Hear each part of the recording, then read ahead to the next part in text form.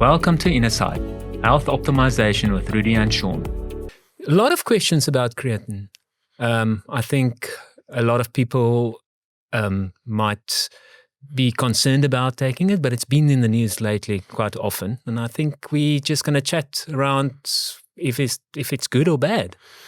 Yeah, I think the first thing we must do is we must maybe tell the listeners what creatine is. So creatine, the compound, so it's not a peptide, it's not a protein, it's actually just a compound in the body, and it's one of our energy production systems. Yeah, so you probably can say it's not an essential element because we do make creatine from amino acids, arginine, glycine, and methionine. So your body produces it. So technically, it's not an essential element, but we also get it through food, especially meat and fish.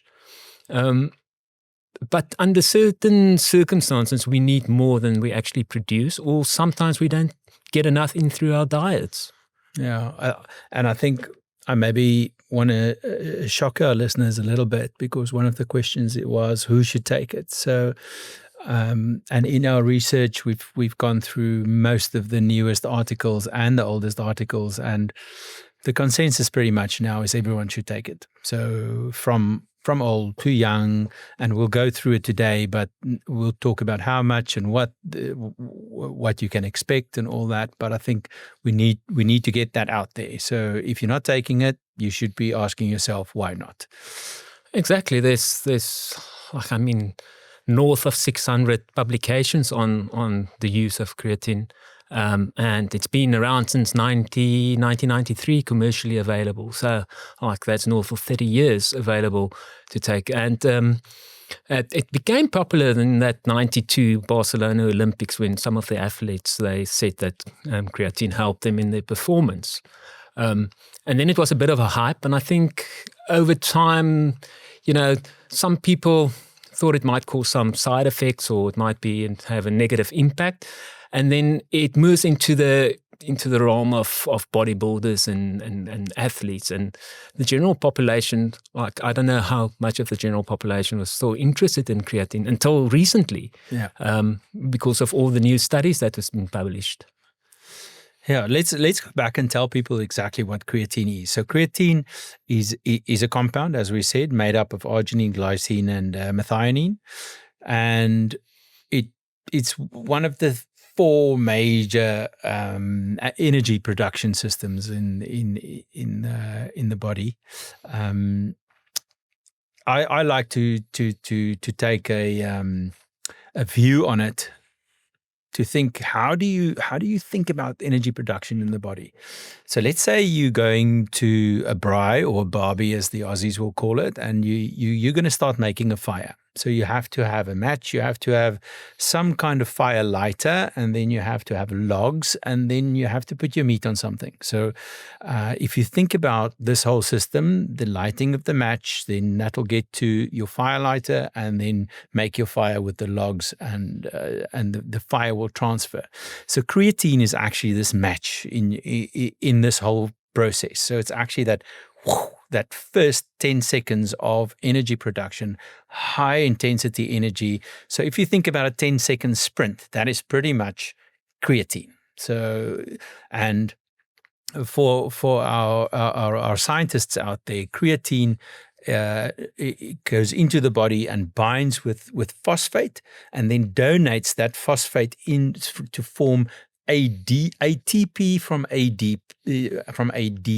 Yes, so the energy source that we use in our bodies for sprinting and metabolic processes, everything is ATP, adenyl triphosphate.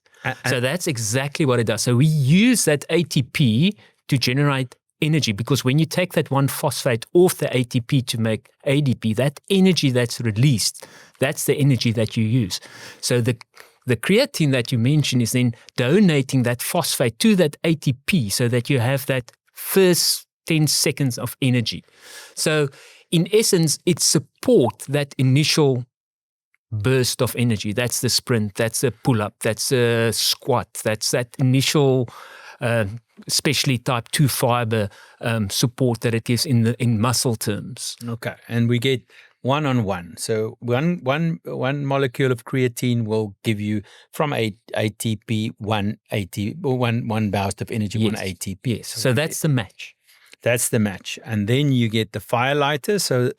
And that's glucose. Glucose going into the process of glycolysis. So meaning you're breaking down glucose to form ATP again, and there you get 2 ATPs in the process of glycolysis. So that is so that's a little bit slower and just follows on to the initial burst of energy that was supported by the creatine. So the glucose then, it's still, we're talking about that anaerobic type of phase like in the old days. We don't like that term anymore, but it's when we use the pyruvate line to generate ATP through that system.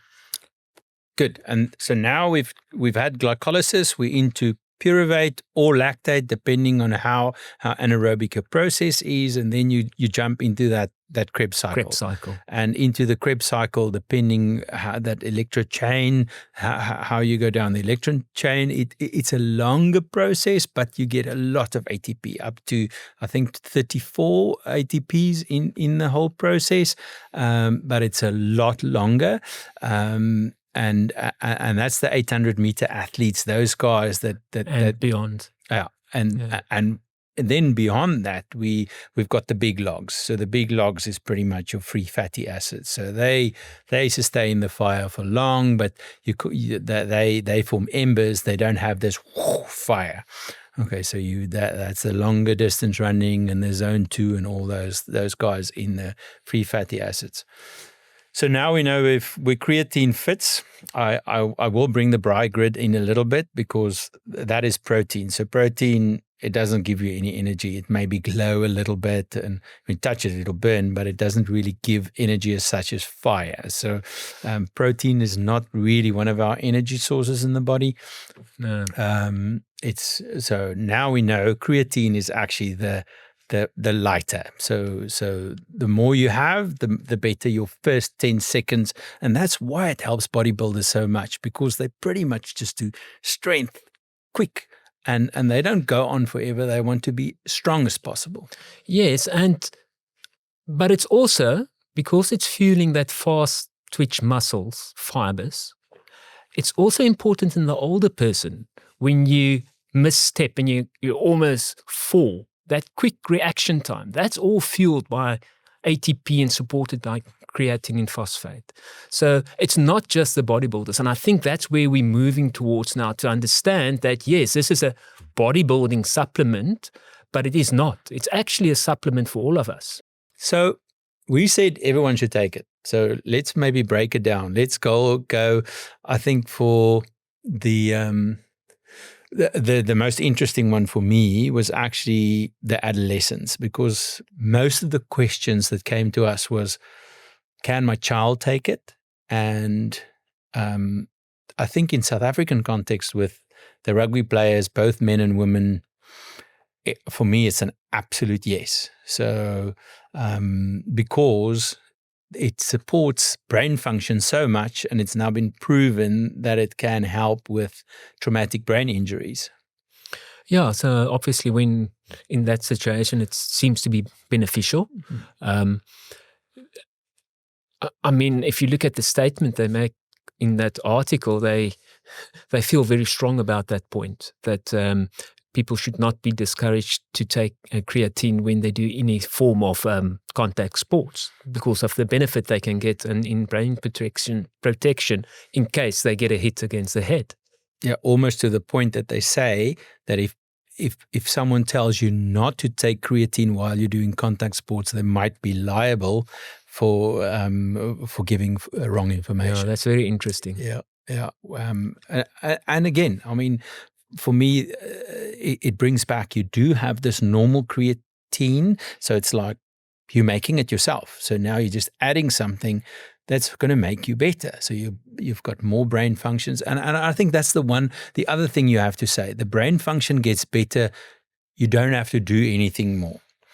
Whereas, I think that's an important point, because with the other benefits, you need to do the exercise to get the benefits. But with the brain benefit, that's independent of exercise. Absolutely. So for the skeletal muscle, you're getting this pool of possible energy. But if you don't use the muscle, it's not going to be used. So you have to train that muscle more now to get the benefit. But with the brain, it will be there. But with the bone and the muscle, you have to use the muscle to stimulate the muscle to move more, and then the muscle will pull on the bone, and the shearing forces that come with the bone, with the movement, will stimulate the bone. And there's very clear evidence now that it's probably stimulating on the osteoblasts. So the osteoblasts are the growing part of bone. So you've got osteoblasts and osteoclasts that break down bone, but it looks to be building bone. No, absolutely, and that is also very important, especially in females, especially when they go into the perimenopause and they lose that estrogen support of bone health. Creatine might be a good supplement to support that and to help them maintain their bone density. And this is quite interesting, where we're now falling together in quite a lot of our podcasts. When we had Dr. Malena on, that said, but we need that estrogen.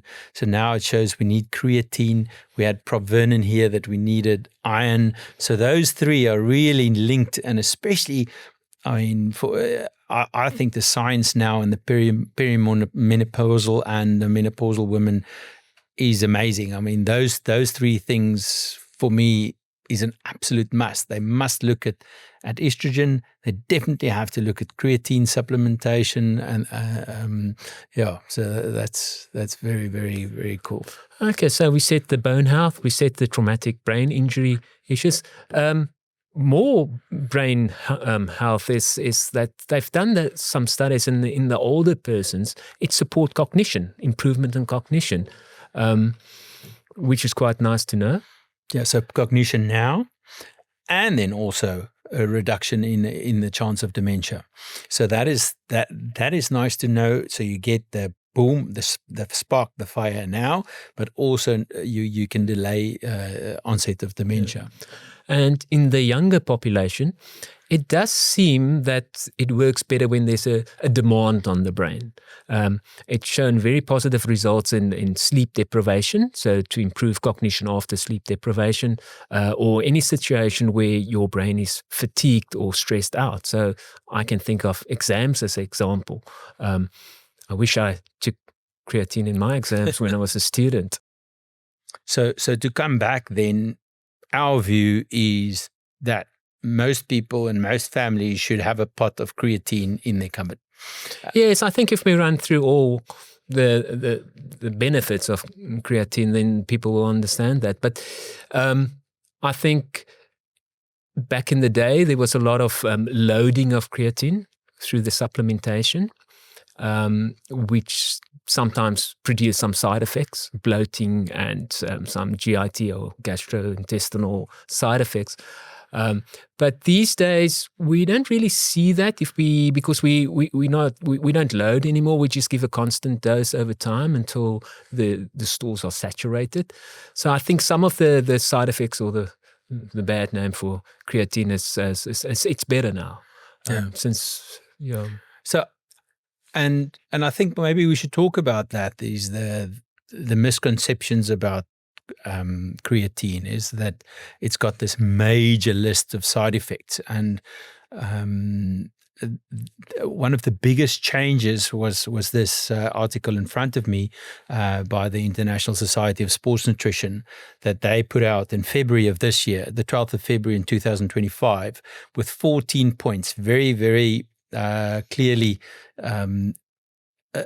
pushing for creatine supplementation, making sure that people know how good it is for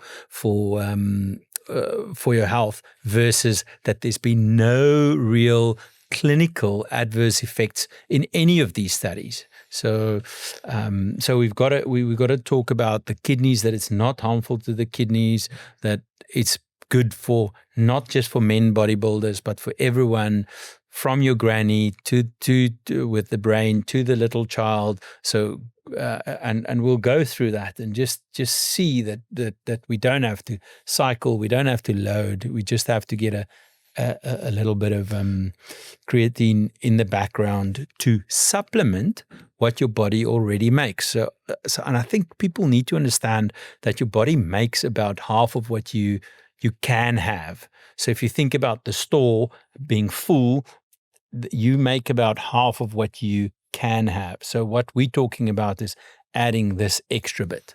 Yeah, so with the supplementation in your muscle skeletal system, you can up it to about 20 to 40%, the levels, but in the brain, only about 6-ish% that you can increase the levels by supplementing, and that supports that initial energy burst.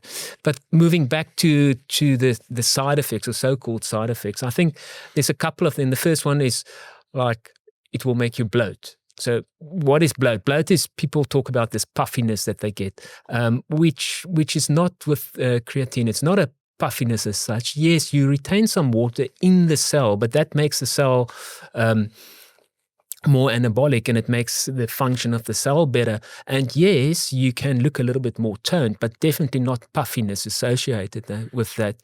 With the lower doses these days, with not doing a loading dose, you don't really see it.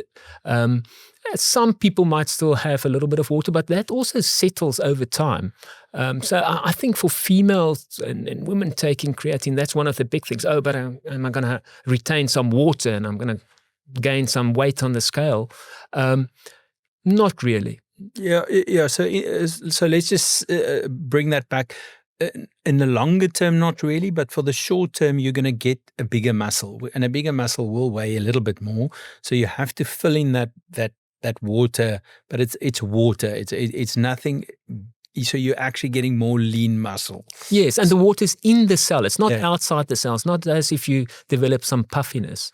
And I think that's the one thing. So some people said they get cramps when they take creatine. So I think that's the main thing, is with that major loading doses that people used to do. Like when I used to play rugby, we used to use like 30 grams per day as loading doses, which are massive. I mean, it's 6-7 times what we want people to take now. And there, people did pull a little bit of water back and hold it back, and might have had the side effect of cramps, but it should not really be if you just have a slow intake. No, not at all. The other thing is, I think people was concerned about kidney function. I think it's stated clearly in that article that it's not an issue. Yeah.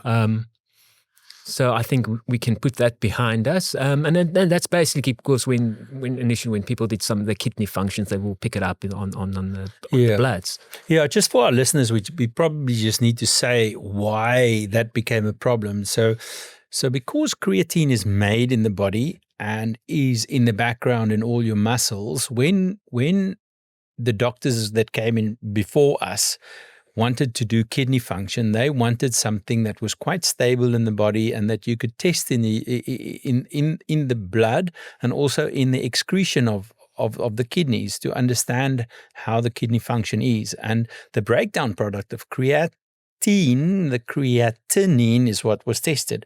So you will get a little bit of a raise in your creatinine because of supplementing with creatine. So the saying is still that you should just check with your doctor that you can take it, but you must also just tell your doctor that in between two tests, if you started supplementing with creatine, that your creatinine might move. So, but it's a function of that you just have more creatine now, so you will have more creatinine. So it's not a sign that your kidneys is in trouble. Yeah.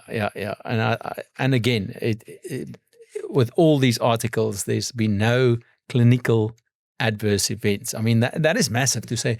No clinical adverse events. That's crazy. Here we go. Podcast number 24, Sean. And we We're moving into a space of where we're getting a lot of questions from our clients, and it's a thing that we do for about a third of our life, and that's sleep. Evolution has told us we have to sleep, and we don't know lots about it, so we brought in one of the specialists. Yes, and I think we've mentioned many times that sleep is our superpower. So let's dive into sleep today. Yeah, so I'll introduce our guest, Dr. Asger Kajika. He's one of our sleep specialists, one of the few we have in South Africa. So welcome.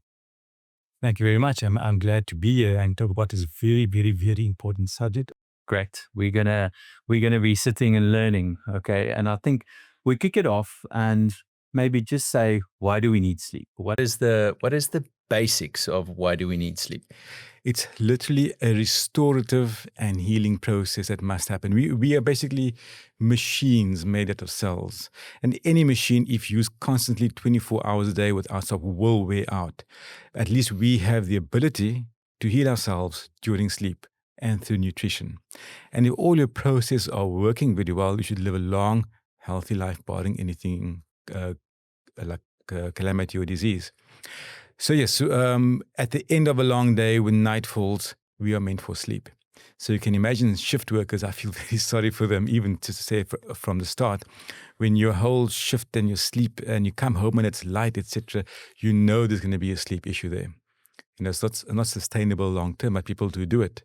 But we really have to sleep at the end of the day. We need a good few hours of sleep. Some people live with sleep issues. I see a lot of people who live with sleep issues. Most of mine are obstructive, so they can't sleep because they have difficulty breathing at night. But being on this journey with the Sleep Society, which I'm a member of also, where they're more medically orientated, I've had to learn, because I'm not going to ask patients about just how are you snoring or sleep apnea. I have to ask them about how they fall asleep also, and if they stay asleep, do they wake up okay, and tiredness. It all blends into one. So you can't just be a sleep specialist just of obstruction and snoring. You have to know a bit about everything. And that's how we sort of hold hands. We've got a nice group across South Africa, actually, where we talk and chat about sleep issues and difficult sleep problems, and we produce protocols, etc., about sleep.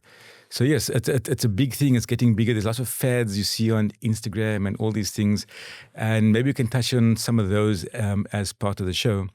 But we need to know what normal is. So there is a normal, right? Normal is working all day, or if not working, just being awake all day, sleeping at night, and not having to sleep excessively during the day. And I think that's also a question we get often, because people sometimes focus so much on how many hours do I need to sleep. But that might differ from person to person. It's all relative. Yes, some people need 4 hours, some people need 7 hours. I need 7 hours. You might need something different. Same. Some people have difficulty falling asleep. Some people wake up at 5 o'clock every single day without an alarm. I need an alarm. There's so much variability. So you can't really say what is absolute normal, but there's an idea. When it's dark, you must sleep, when it's light, you must be awake and do your thing. The surprising thing is that a lot of people live with sleep issues and they don't complain about it. They think it's normal. They've been doing it all their lives, like waking up frequently to pass urine, or waking up tired and having a hectic day, and they say, I'm always tired. But find the cause. I'm very much into finding a cause. I don't like to put plasters on and treat that side. I want to get you an underlying cause, and then manage the patient from that point of view. Many people, they're not aware that they've got a problem. So for the listeners out there, I mean, there might be people that don't realize that they do have sleep issues as such. Correct. How big of, or how large is this percentage-wise, or just a guesstimate? Obviously, we don't have. So even from an obstructive point of view, up to 20% of the population are snoring a lot and heavily, and between 5 and 9% are really obstructing very badly. And in that 5%, especially or 9%, especially in males who are truck drivers, are having a bad night's sleep, their day is a risk to themselves and to other people on the road. So there's lots of offshoots from this, where you start to get very worried. But basically, you need to wake up refreshed end of the day. So if you're not waking up refreshed, you got to figure out, Did I go to bed at 1 a.m. or 3 a.m. after a hard night out? Or did I go to bed at 10 and I'm still waking up unrefreshed? That's a problem. But then no one tells you how much you know, unless you're in the medical field like we are. No one's going to know. And you don't always mention it to your GP. So, and then further down the line, you get like a heart problem or an arrhythmia or something. And then it comes around, oh no, he snores and he's got obstruction. And then you try and fix it then, but then it's a bit late.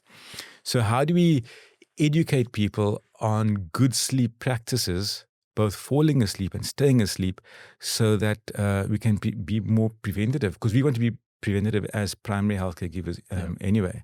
So I like staying one step ahead. I don't want to like jump in at the end and try and rescue a situation, although we have the ways and means of doing that, but you want to get in there early. And obviously you want to get in early because if you don't pick it up, as you said, they'll develop some issues later in life. Correct. And there's a couple of things that can go wrong if you don't treat specific like sleep apnea, in the sense of diabetes and ischemic heart disease and hypertension, and all these diseases might be linked to your sleeping problem. Yeah. So you'll find then that people tell the doctor, "Oh, I'm not sleeping very well," and pop, there goes the sleeping tablet. That is not the solution. The solution lies in why aren't you sleeping well? Are you struggling to fall asleep? So I'll give you some simple sleep hygiene tips, okay?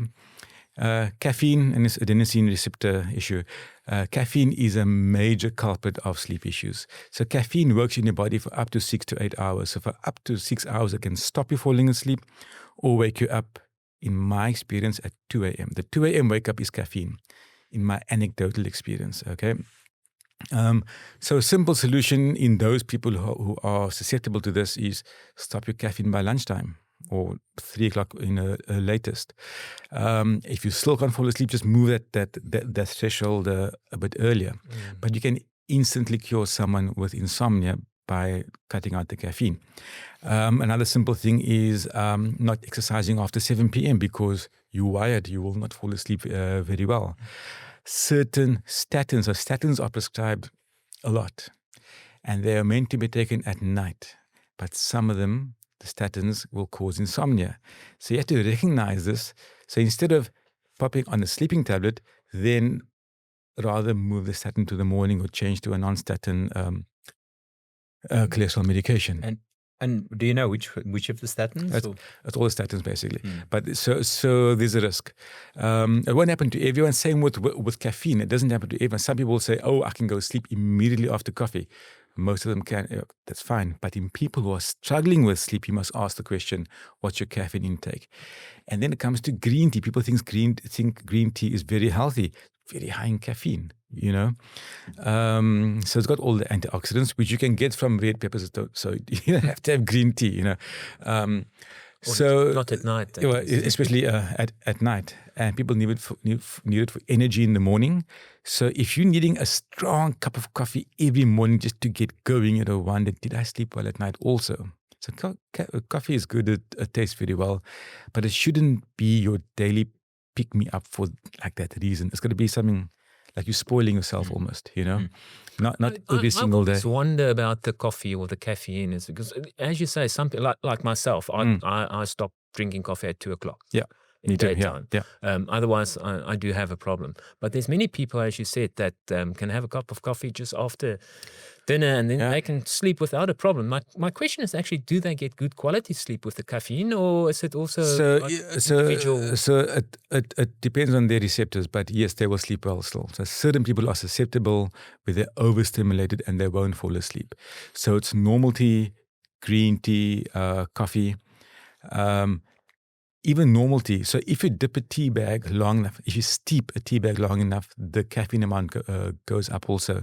So people think that 5 roses is innocuous. It's not, And people think boiled tea, the Indian chai, the boiled tea, even high in caffeine because we've been boiled and boiled and boiled. So I suppose this is where we can promote the South African rooibos tea. Absolutely. Rooibos is good. It's caffeine free. It doesn't have that much tannin, because tannin then binds your iron and gives you iron deficiency. If you're drinking 5 or 6 cups a day. Rooibos tea, the chamomiles, those things are actually okay. But once you come to caffeine, just beware of caffeine. Again, you must recognize and be mindful that I have a sleep issue. I shouldn't be waking up tired every morning. what is the cause. People think, oh, it's life, it's stress. But I always tell patients, if I can guide them towards a good night's sleep, they can handle whatever the day presents. But I think that's where we need to lead to next is, if you think you've got a problem, where do you actually start? What is the way? One of our listeners thinking, okay, but I think I've got a problem with sleep. What would they do? Right. So if you can't fall asleep, like initiate sleep, we've spoken about that now. That's a prime. If that doesn't work, then you go to your GP, and your GP may refer you to. You say institute all these sleep hygiene primary things, and then if that doesn't work, then right, then to the GP. The GP may prescribe melatonin. I'm still not keen on sleeping tablets, but realistically, they're going to prescribe a sleeping tablet. In an older person, it's okay. But do you want to, from your 20s and 30s, be on sleeping tablets for the rest of your life? I'm just against that. So if you go the natural way, natural meaning melatonin, exercising, yoga, do whatever it takes to avoid a sleeping tablet. But as a last resort, obviously they are there, and the new ones most likely will be safer. We'll wait for the for the validations, etc. But yeah, so that in my opinion is a last resort. I like to get all the underlying stuff sorted out first. So that's initiating sleep. That's quantity. Quality of sleep is when you're sleeping and you get woken up by something. So caffeine does it. In my opinion, it's 2 a.m. The 3 to 4 a.m. is obstruction. So you skrik awake gasping, or you skrik awake and you go to make a wee at night. So most people don't know that the average male who doesn't have prostate issues and things like that shouldn't wake up to make a wee at night. You should go to bed, sleep, wake up at a decent hour, and go and do your thing for the day. And they might present to a urologist, they might present to a GP, and might not make the connection that there's actually a sleep issue. So when I educate, when I give talks, I've got these golden questions. My golden questions are: do you wake up with a dry mouth? We'll talk more about that in a sec. Do you wake up to make a wee, and do you wake up tired? So the ladies just wake up to make a wee often, but the guys really shouldn't, unless there is Although that's something that we hear quite often. Yeah. From patients. Yeah. So they shouldn't be waking up. The average male, our age up to 50, 55, 60, should not be getting up to make a wee. You got to think, why are they doing that? Maybe they drink way too much water or alcohol at night, or way too much coffee, because caffeine is a diuretic also. It makes you wee. That's also an issue. But you have to ask the questions. So from an obstruction point of view, if your airway, nose, back of the throat, tongue is going to block you up at night, you're going to stop breathing. So my critical question is, and this is for more than 60% of patients, do you wake up with a dry mouth? So waking up with a dry mouth, again, is not allowed. But people live with it for years, and they end up breathing through their mouths with exercising. So you should never wake up with a dry mouth. You should never wake up to sip water. That all implies mouth breathing. And the other clue is, when you exercise, even cardio, whatever you're doing, you should only breathe in through your nose. You should never have to inhale through your mouth. So when you breathe through your nose, warming, cleaning, oxygenation is better, nitrous oxide production is better, fills your lungs, opens your lungs, and the air reaches the full extent of your lungs. Whereas the mouth breathing is a short breath, and it doesn't do the same. So I get a lot of patients who I convert from mouth to nose breathers by medication or procedure, and they'll run better, cycle better, everything, because they're breathing through the noses. The only people who are allowed to breathe through their mouths are swimmers. Until they can invent something like a magic snorkel which goes from your nose over it. I'm pretty sure they're around somewhere. But then they breathe through their mouth. But then they've been conditioned. You've been swimming for years. Then it works for them. But it was up to me. I would get them breathing through their noses also. So the reason why we're talking to you is, on our screening and our Innersight assessments, we've got a lot of athletes, and obviously it's people at the higher end of their health that want to know, but how can I get better? And a lot of them are athletes, and we pick up in a lot of them that there's problems with their iron. And I think that's probably something that you see a lot of, and I've heard a lecture you gave on iron in the athlete, and it's probably interesting how you got to know so much about that. So my daughter was a swimmer, and until she got a shoulder injury, and I just, was listening to all these things that her coach used to tell her, and absolute, lots of truth and a lot of garbage as well. And as I was already fascinated with iron deficiency, it just made me think, but, we hear all this advice and all these things. My daughter was a high-performance swimmer, represented the country, and I kept thinking, but nobody's talking to her about iron. And that's actually how I started my journey with iron in athletes, because I had an athlete at home who just, would eat us out of house and home, do everything that she needed to do in terms of, all her supplements and monitoring her performance, and nobody was talking to her about iron. And so I started reading about iron and thinking, but gosh, surely this is a big deal for an athlete. And so that's how my journey started. And I remember when I first started, everybody looked at me a little bit blankly and thought, but, these are like the super healthy people. And why am I concerned about iron deficiency in that group? And when I started reading, I realized that actually this is a really big deal in this group. And I think that is exactly why we've got you here, because that's exactly what we still get. And I mean, we are like you. We want to scream from the top of mountains like, this is the base of the pyramid. So this is not genetic testing or anything. People are getting that piece wrong.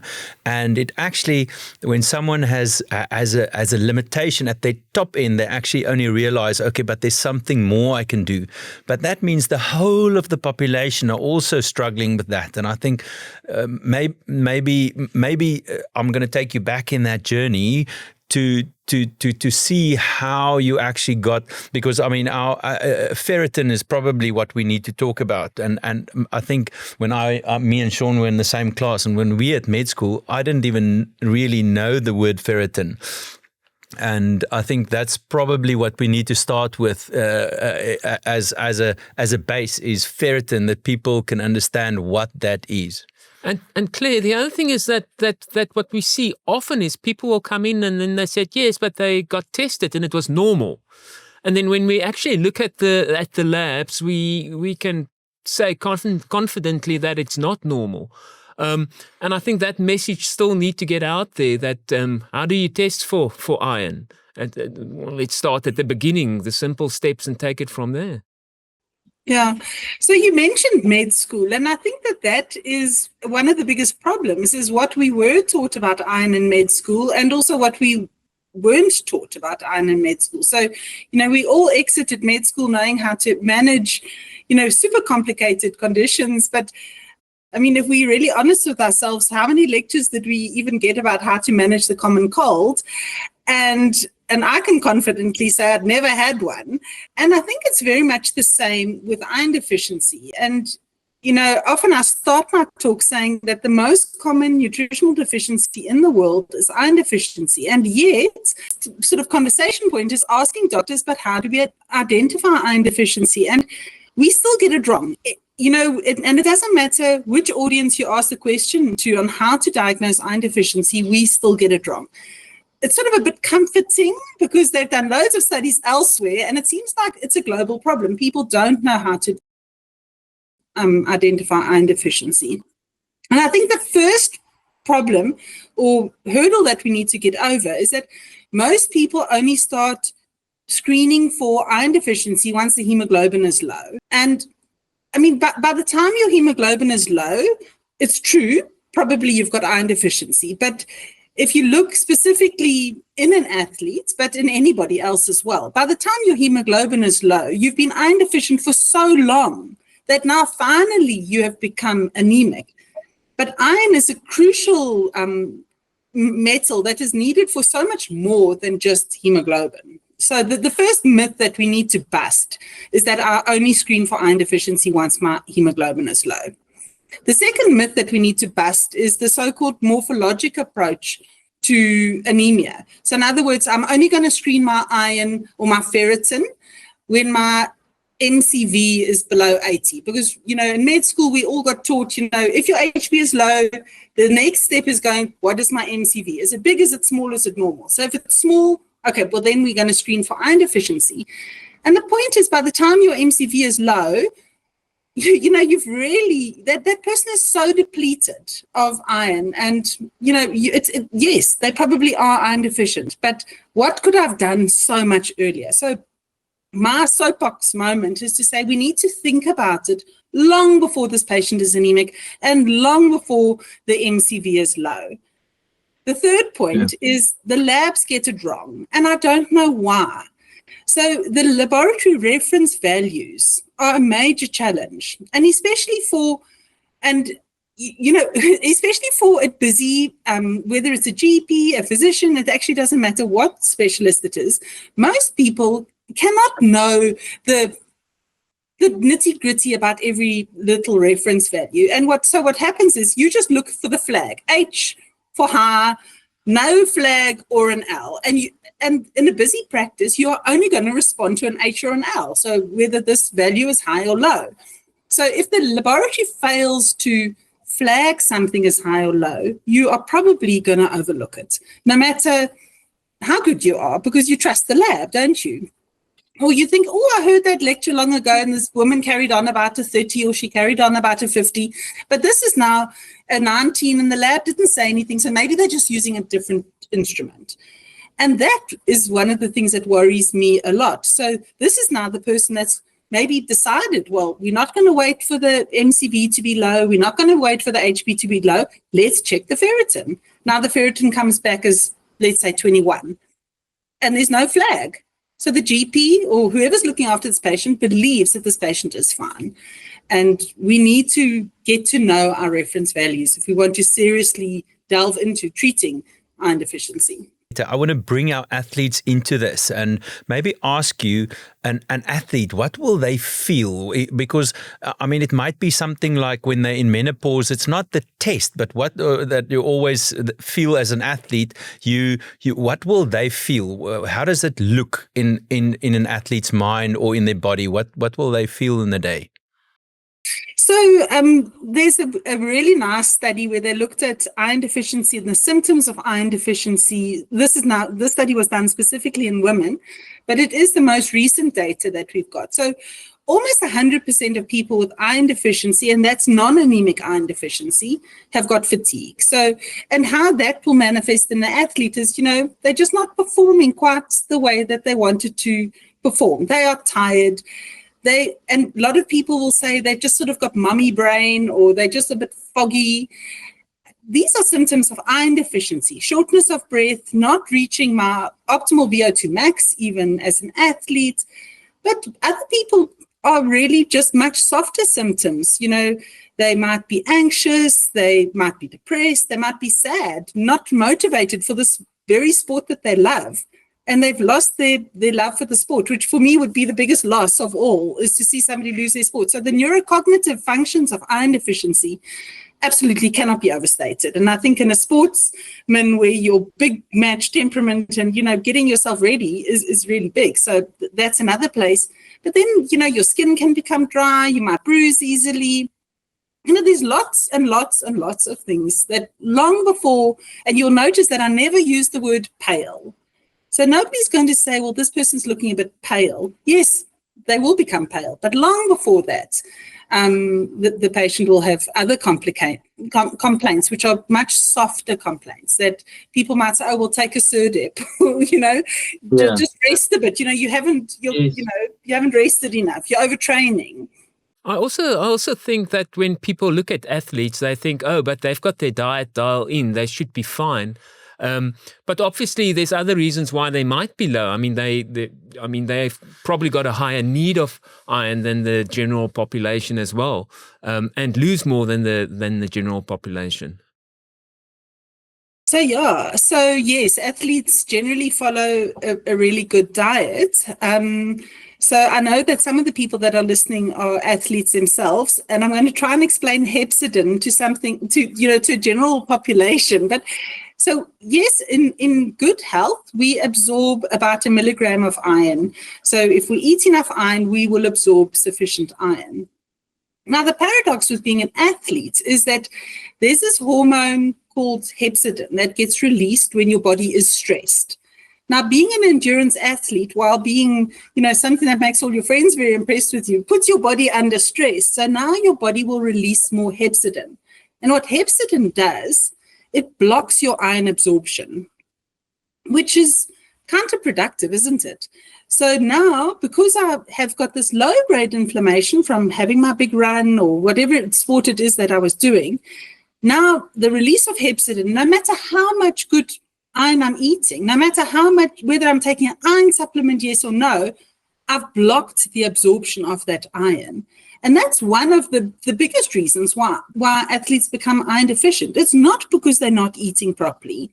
Yes, they don't. A lot of them don't eat properly, especially in weight-sensitive sports, like ballet dancers, gymnasts, that sort of weight-sensitive sports. They don't eat nicely because of they need to not eat too much. But athletes also do lose blood.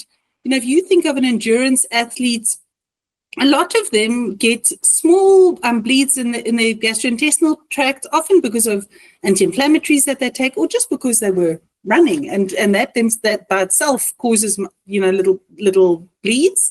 They get what in the olden days they used to call it march hemolysis, which from marching, from soldiers banging their feet on the ground, but it's very much the same in a comrades athlete. They get, it's now called foot strike hemolysis. So you bump your feet on the tar long enough, you're crushing your little red blood cells there.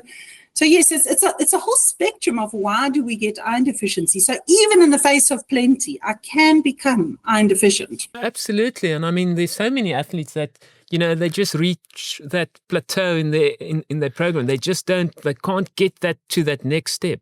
And it might just be the iron. Absolutely. And I think that if we start looking, as doctors, I actually think that that's one of the reasons why the funders get anxious when we do talks like this, because when we start looking, you've got to take action. There's no point in testing somebody's iron or their ferritin and finding it to be low and then giving them oral iron, let's say for argument's sake, and not testing it again. So that's my second sort of soapbox moment, is to say, yes, you must know your numbers. But the second is as important, is that what if I took my oral iron or even parenteral iron for that matter, did I check again to make sure it worked? Because one thing that is true is that bad things happen to good athletes as well. And we can't just assume that all iron deficiency in athletes is because of inflammation. We can't just assume that it's, little GI bleeds or, maybe poor diet, and all these things are true. This is the reason why most athletes become iron deficient, is because of the physiology around their exercise. But a good athlete can also get a colon cancer. A good athlete can also get any luminal malignancy that can cause bleeding.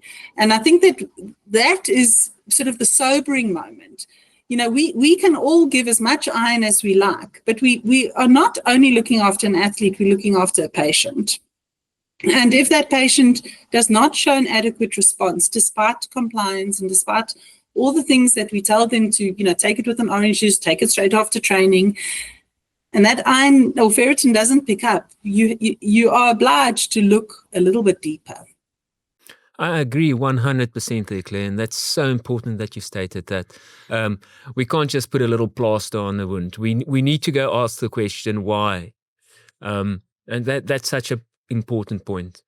Claire, I want to step back again. You mentioned that with the athletes and the low-grade inflammation they might have, that it's possible that they don't absorb the iron. Is there any advice that you can think of how do we overcome this? So I think the first thing is that, it's back to screening. Every athlete must know their ferritin. So, and because there are two ways to look at this thing. So the one is, yes, I probably need to take a supplement. And then we'll talk about when to take my supplement.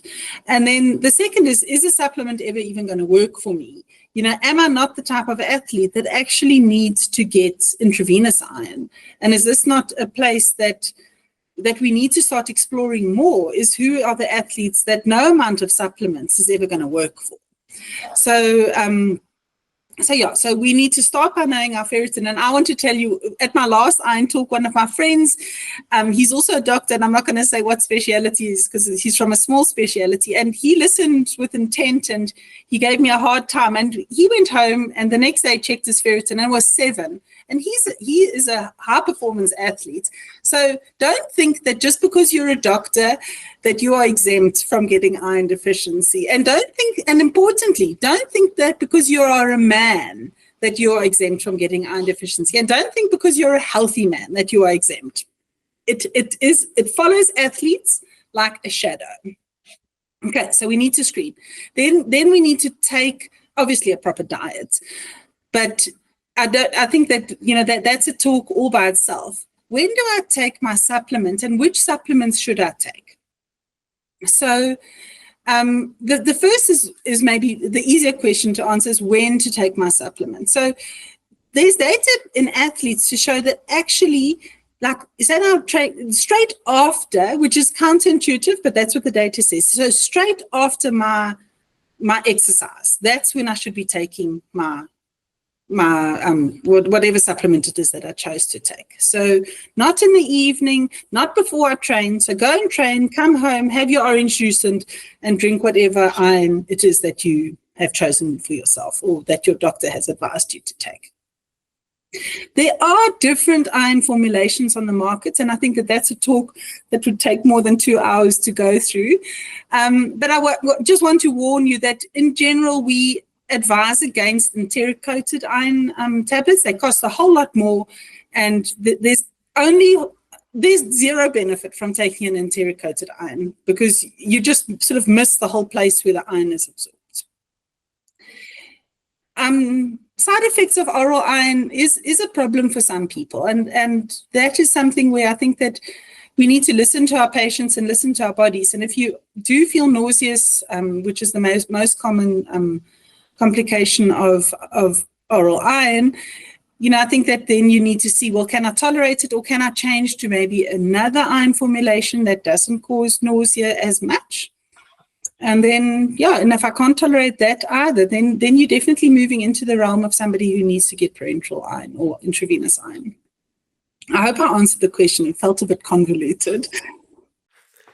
Yeah, no, you have. And I think we've also ended up, we now run an iron infusion clinic in the northern suburbs of Cape Town because we realized that supplementation is quite an issue, and our medical aides in South Africa will then, if you've been on an iron oral supplement for 3 months and you're not getting the levels correct, that's the next thing the athletes then need to go, and that's not okay to leave it there. You need to then tell your doctor to motivate for IV iron so that you can get the iron in the vein and bypass this gut that's causing you problems or not absorbing correctly. And the only way we can know that is by actually testing. So we go back again to you need to know your numbers. Mm-hmm. So that can't be overstated, and I think that we mustn't ignore the inflammation, and not keep blaming ourselves. Well, maybe I didn't take my iron properly. Maybe I should have taken it every other day. But we must acknowledge that even in a super fit athlete, there is a degree of inflammation that makes it difficult for oral iron to always work. And we should have a low threshold. I'm talking to the clinicians now, but we should have a low threshold to turn a patient over onto parenteral iron. There was actually a study that showed that but this is now in the context of being anemic, but that if you are anemic and your oral iron doesn't work within 4 weeks, it's unlikely ever going to work. So I think that we need to start challenging the funders as well. Why should somebody struggle for 3 months on an oral iron if it hasn't, it's not going to work? But that's also a talk for another day. But yeah. Disclaimer. This podcast is not intended as a substitute for the advice of your healthcare provider. No doctor-patient relationship has been formed through this podcast. The content here is for information purposes only.